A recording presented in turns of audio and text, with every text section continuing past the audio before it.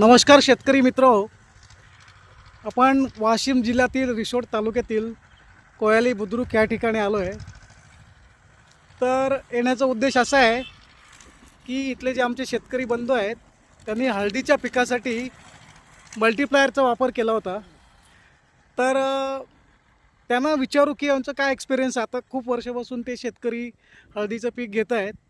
तर त्यांनी यावर्षी एवढं काय काय असं विशेष केलं की जेणेकरून प्रोडक्शन चांगलं आलं, त्यांचं क्वालिटी चांगली आली।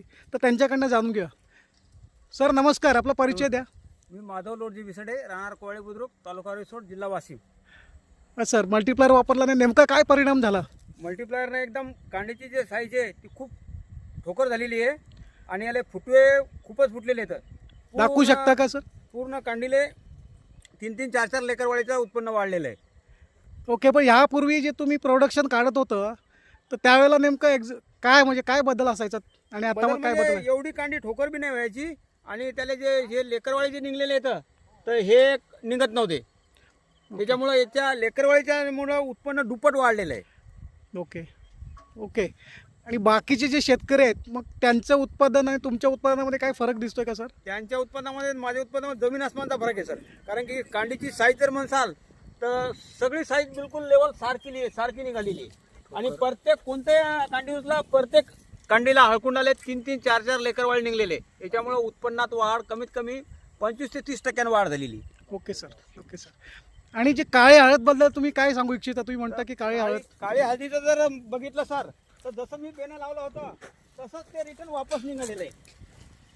हे बघू शकता तुम्ही, तसंच्या तसं बेना रिटर्न वापस निघालेलं आहे। अच्छा भाई, तुम्ही हे जसं बेनं लावलं होतं तसंच वापस निघालंय। कारण याच्यातलं जे अन्नद्रव्य आहे ते वरून जे अन्नद्रव्य तेच पूर्ण खाल्लेलं आहे हळदीनं, याच्यामधलं काहीच खाल्लेलं नाही। अच्छा, मग हा परिणाम कशाचा आहे? म्हणजे तुम्हाला हा काय परिणाम म्हणजे मल्टीप्लायरचाच परिणाम आहे। जनरली असं काय होतं की बाबा काळी हळद काय होते म्हणजे जनरली म्हणजे काळी हळद अशी होती शेतकऱ्यांची, ही जी आहे ना ही अशी हळद होते काळी। दरवर्षी माझी अशीच हळद व्हायची काळी। अच्छा, मग यावर्षी हा तुम्हाला अतिशय उत्तम बदल दिसतोय सर। मग याच्यामध्ये क्वांटिटी आणि क्वालिटीमध्ये काय बदल आहे तुम्हाला काय वाटतं?